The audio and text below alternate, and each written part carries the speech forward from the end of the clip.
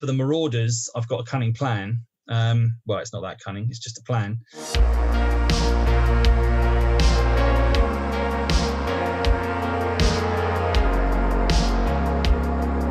Hi everyone, welcome back to Tale of Four Gamers. So if the draw last time was session 0, I'm calling this session 1, the first session where we actually did something. And all of us have made some progress over the last few weeks. In some cases that's just getting the models together, in other cases that's been writing lists and starting to build the armies. I've decided to go with Khorne Demons. The prospect of learning a whole new game system but getting to ignore half of it was a bit too much to resist. I started by pulling the bags out of the pile of shame. I've got 60 Bloodletters, 20 Fleshhounds, and a couple of Champions and Bloodthirsters.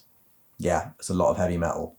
And then I started assembling all the models. To be honest, it only took me an hour and a half to get the models I needed for this army. It's pretty small, and most of my time was trying to find square bases that worked. Currently, my provisional army list is a Bloodthirster, 2 squads of 12 Bloodthirsters with Standard Bearer and Musician, and 5 Fleshhounds. I've got a few points left over to spend on magic items, but I'm not sure what they're going to be yet.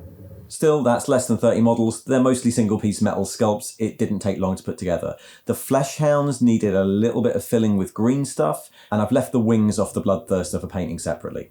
As I said, I'm going to paint the whole model collection though, so after this I went ahead and just assembled everything else I could onto any bases that were going. The idea is to assemble the ones I need for this campaign on their 5th edition style bases. 25mm square for Bloodletters, cavalry bases for Fleshhounds, and a 40mm square for the Bloodthirster. I need to get hold of one of those. The rest of the models are going to get assembled on their modern 40k Age of Sigmar 32mm rounds, or 40mm rounds, or 60 or 100mm rounds. And when I paint up those round bases, I'll just do enough that I could convert the Warhammer Fantasy models over in the future at some point. And there we go. I think that's a fair amount of progress for the first month. The army's assembled, even if it didn't take that long. Next month, the plan is to get them primed and then do all the airbrushing. So things like the base skin tone and sword colour, all the big flat areas are done. So let's check in with everyone and see where they've got to. Hi Russ. So what have you been doing? Oh, hi Ian. So I've been doing a whole bunch of stuff. I've assembled a whole bunch of things, painted a few things, and then started doing some preparation for the next things. Okay, all right. What's been on the assembly pile? I've seen a few pictures pop up on the thread. So mostly Chaos Spawn. I've been having a lot of fun taking old Chaos Minotaur bodies and doing various weird things with stuff from the old bits box and green stuff. I've been trying to learn a bit of green stuffing, and yeah, quite pleased with some of the stuff I've come up with. It's quite gribbly. Are these like old rare Minotaurs that you've been chopping up? So yeah, there's 3 that are fairly old, but not so old that I feel guilty about it. There's 2 that are very old, but I got them in a trade a long time ago, and they were already, falling to pieces. So I've started with all of those ones, and then I've got a few more, 2 or 3 of which are not actually damaged in any way, and I'm trying to decide whether I've got the guts to actually chop up old C25 Chaos Minotaurs. It's going to be tough. What else have you been building? So I went down a bit of a weird path. I've decided to put everything on round bases. I can't remember if I mentioned that before. Right. And because I wanted all of my warriors and marauders on round bases, I didn't want to have my Chaos Hounds and cavalry on square cornered rectangular bases. Yeah. So I've been trying several different ways of creating rounded ended cavalry bases, some of them using 40mm bases with circular bits on the end, some of them taking the 40k bike bases and shortening them, and one where I took 2 round bases, carefully stuck them together along the underneath, and then I'm filling in the edges with more bits of plastic. Is that the ones you've ended up using? I've actually at the moment got all 3 on the planning to use line. Okay. It's completely over the top and completely unnecessary and a complete waste of time when I'm got a lot of other things to do. Why aren't you just using the oval bases from that Games Workshop make? Oh, because the dimensions are too wide. and I want it to be the actual dimensions that they would have been back in sort of 3rd, 4th and 5th edition. And you've made a start on painting. We've seen a few test schemes. Yeah, I've sort of let my mind take me where it will in the moment. I haven't really planned any of the actual models I'm painting. Well, I've started with 5 so far that I've actually painted, and just let the paint pots sort of call out to me from the various boxes. I keep them all in and see which colours I felt like putting on things at the time. So I've got one Chaos Warrior that's sort of quite a bright turquoisey tealish colour with a leopard print, which you call it like clothing, I suppose, and then another one that's wearing a tiger on his head. Just about to finish one who's green with a red helmet, and he's going to have cheetah spots, although I haven't done the actual cheetah spots yet. It's been quite fun, actually, just to sort of say, I'm not going to plan this. This just doesn't need planning. This is just going to be a case of see what happens, and that's going to set the tone for the rest of it, rather than planning it all from the very, very start. I saw you'd also, have you started on the next batch? I've got another batch of Chaos Warriors primed as well from the same range. And I've also got a huge mob of Chaos Marauders, which I've put onto their bases. I'm currently going through gluing skulls from the big box of skulls to their bases, because I haven't decided for certain on what my basing scheme is going to be yet, but it's definitely going to have skulls on the bases. And where are the Marauder models from? There's a whole bunch of different models involved. A big chunk of them are a very short-lived range, the F5 Chaos Marauder range. So most of them got rolled either into the Chaos Warrior range or the Chaos Thug range. Well, a lot of them are from that, and the rest are Chaos Thugs as were. And they actually look a bit more maraudery than the Marauders themselves do. So they look a bit of a mess in a good way. No, but I think that's nice. I think it'll be a really varied and interesting warband. What's the plans for the next bit? Oh, blimey. Yeah. So, I've got to start on that huge mob of Marauders. I think there's certainly going to be some use of contrast paints with the Marauders, or I'm never going to get through them all. One more Minotaur that I'm just finishing off his conversion into Spawndom. I've got to rebase some old models that I painted in the early 90s. They're quite well painted by my sort of 90s standards. So I'm thinking, I want to include them. But that's probably about it. Brilliant. Well, we'll give it a few weeks and then we'll catch up with everyone then. Hi, Bobbie. How you doing? What have you been up to? Hi, Ian. I'm doing pretty good. I've managed to paint a few models, and I've managed to buy a few models, as is tradition. I think I've managed to buy more models than I've painted. That's how it works. As is the hobby. I have managed to write a bit of an army list since last time we've spoken, just to kind of give me some idea of what units I'm going to be buying. Oh, brilliant. Is that useful to give you some sort of, structure in your purchases? Yeah, to stop me buying absolutely everything from the entire range and ending up with far too many models and then not painting the stuff I need for the games. Cool. So what's in the army list then? I think you're the first person to have an army list. Obviously, I'm taking a vampire lord, as you have to take a vampire to lead a vampire count's army. I think I'm going to go for Lamayan vampire with some lightning reflexes and quick blood. I'm going to be bringing a necromancer, just a level 1 bog standard necromancer. I'm going to use my lovely little village to bring a wraith. Very easy model to paint. I've already painted one up. Because it's mostly black, mostly black cloak.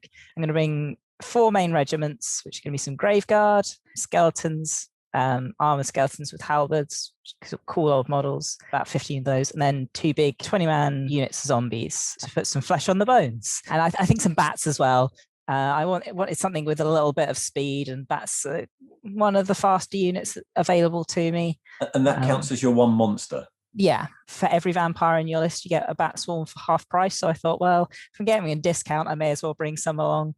How are you doing in assembling the models for it? Not too badly. I think out of all of us, I'm the one who started off with the least of their force to begin with. I think everyone else had a good chunk of their models. Zombies and bat swarms, luckily I can still grab those from Games Workshop. I've managed to pick up quite a lot of the stuff I needed from trade groups, ones on Facebook mostly. Luckily there were some people in various clubs that were quite happy to part with their miniatures to see someone paint them. I bought a few bits off of eBay as well, which is good and bad. At the moment the prices are all very elevated. I think with everyone being stuck at home and wanting projects to do, the sort of second-hand markets been inflated a little bit. The prices have gone a little bit higher than they were before. I've also picked up a few other bits and pieces that aren't technically on my army list, but with the way the campaign's going to work with the territories and army lists changing a little bit, I want a little bit of flexibility. So I have some spirit hosts and other bits and pieces. Well, you need the flexibility to have one of every necromancer, I think. Well, that too. I think I have 5 or 6 necromancers now. I got a little bit collecting with those in particular. And how far you started painting? Yes, the unit of zombies that was partially painted the last time we checked in has now been 99% painted. There's a couple of little things I want to tweak on them, but they're mostly done. The big unit of skeletons I've managed to get about halfway with the paint job on those. They're quite a quick one to paint as well. It's very different painting to a lot of the stuff I usually do. I usually paint a lot of space marines and sci-fi stuff and a lot of armor, whereas this is a lot of organic shapes and textures. I've been finding contrast paint actually working really, really nicely on the old metals because they have such deep detail. The contrast just flows in and gives you a really good quick paint job. Gary's trying to join in, so I'll just let him in. Hello.